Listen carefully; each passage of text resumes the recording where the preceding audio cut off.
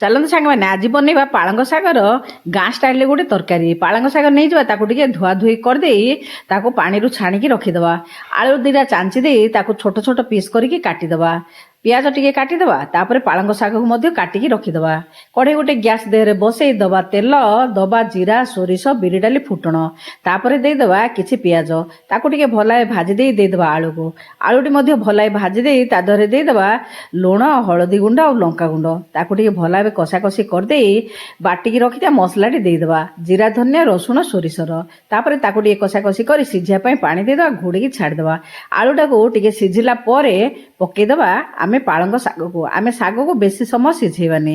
ତାପରେ ଦେଇଦେବା ଟମାଟୋ, ଘୋଡ଼େଇକି ଛାଡ଼ିଦେବା। ଦେଖନ୍ତୁ ଏବେ କେତେ ସୁନ୍ଦର ହେଇଗଲାଣି ପାଳଙ୍ଗ ଶାଗ ଆଳୁର ଗାଁ ଷ୍ଟାଇଲରେ ଗୋଟେ ତରକାରୀ। ଆପଣମାନେ ଭିଡ଼ିଓଟି ଦେଖନ୍ତୁ, କ'ଣ ଲାଗିଲା ନିଶ୍ଚୟ କମେଣ୍ଟଟିଏ କରିବେ। ଆଜି ପାଇଁ ରହୁଛି, ନମସ୍ତେ, ଜୟ ଜଗନ୍ନାଥ।